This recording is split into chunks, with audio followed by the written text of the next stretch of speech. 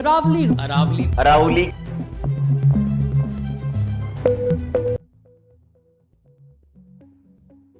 नमस्कार दोस्तों, हमारा नाम वरुण राज है और हम आज अरावली के पहाड़ियों के ऊपर जो सुप्रीम कोर्ट का नया फैसला आया है, जो कि उसका एक परिभाषा दिया सुप्रीम कोर्ट ने, हम आज उस पर बात करने वाले हैं, जिसके कारण पूरे देश में हड़कंप का माहौल छाया हुआ है। आइए देखते हैं।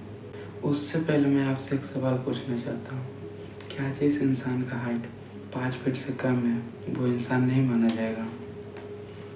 आपको भी लग रहा होगा यह मैं क्या मजाक कर रहा हूँ, लेकिन आप इसी परिभाषा से सुप्रीम कोर्ट की परिभाषा को तुलना कर सकते हैं कि उसका परिभाषा कैसा है और क्या नहीं है।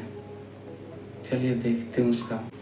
आइए समझते हैं सुप्रीम कोर्ट ने क्या फैसला दिया है अरावली के पहाड़ियों के श्रृंखलाओं को लेके। परिभाषा कुछ इस प्रकार है, जिस पहाड़ी का हाइट 100 मीटर से कम होगा वो अरावली के पहाड़ियों की श्रृंखलाओं के बीच में नहीं आएगा। क्या आप रिलेट कर पा रहे हैं कि मैंने क्यों पूछा था कि जिस इंसान का हाइट 5 फीट से कम है वो इंसान नहीं है? क्या अब आप रिलेट कर पा रहे होंगे? आपको लग रहा होगा कि इस परिभाषा से क्या ही असर पड़ेगा, लेकिन दोस्तों यही सबसे बड़ी भूल आप कर रहे हैं।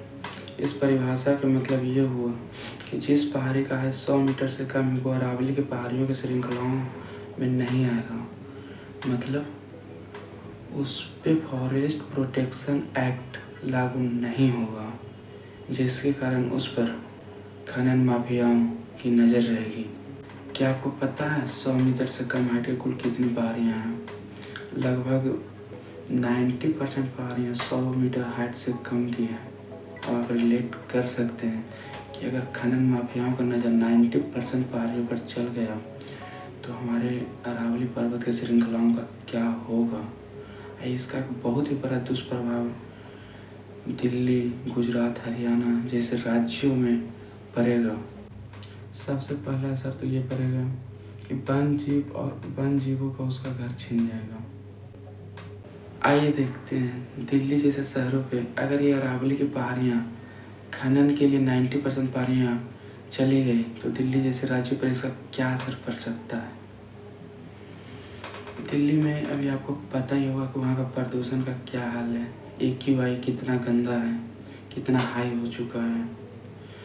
अगर पहाड़ियाँ नहीं हुई तो थार रेगिस्तान का धूल सीधे दिल्ली जैसे बड़े बड़े राज्यों पे गिरेगी और दिल्ली का अभी का इतना खराब प्रदूषण, ऊपर से ये रेगिस्तान का धूल, क्या दिल्ली सरवाइव कर पाएगा? इतने ज़्यादा प्रदूषण, ऊपर से धूल के मार में ये धूल, ये जो रेत रहेगा वो हमारे फर्टाइल मिट्टी को भी इनफर्टाइल कर देता है। और तीसरा सबसे बड़ा काम ये पहाड़ियाँ करती है, जो कि वाटर, अंडरग्राउंड वाटर को मेंटेन करके रखता है। तीसरी सबसे बड़ी बात, यह अरावली की पहाड़ियों का श्रृंखलाओं हमारे अंडरग्राउंड वाटर को मेंटेन करके रखता है, जिससे हमारे राजस्थान ऐसे सूखे राज्य को पानी मिल पाता है। अगर यह अगर ये कट जाएगा, नहीं मेंटेन कर पाएगा तो आप समझ सकते हैं कि राजस्थान ऐसे सूखे राज्य को और भी ज़्यादा पानी पर दिक्कत का सामना करना पड़ेगा। अंडरग्राउंड वाटर का मतलब आपको समझा देना चाहते हैं कि यह वही पानी है जिसे आप पीने के लिए यूज करते हैं और अन्य घरेलू कामों के लिए उपयोग करते हैं। इसे आप मीठा जल भी कहते हैं और ऐसे बहुत सारी दिक्कतों का सामना करना पड़ सकता है। सुप्रीम कोर्ट के इस फैसले को लेकर राजस्थान तथा अन्य राज्यों के लोगों में एक विरोध का माहौल है और लोग कैंपिंग तक चला रहे हैं। सेव अरावली, सेव अरावली करके।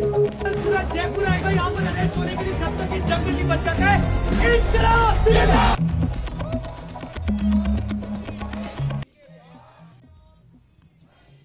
और कितने नेताओं ने तो संसद में भी इस फैसले को लेकर चिंता जताई है।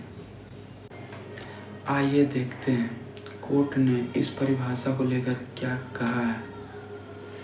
कोर्ट ने कहा है कि इस परिभाषा से पहाड़ियों की श्रृंखलाओं में की परिभाषा में यूनिफॉर्मेलिटी आएगी और माइनिंग और डेवलपमेंट को साइंटिफिक तरीके से रेगुलेट किया जा सकेगा, ये सुप्रीम कोर्ट का कहना है।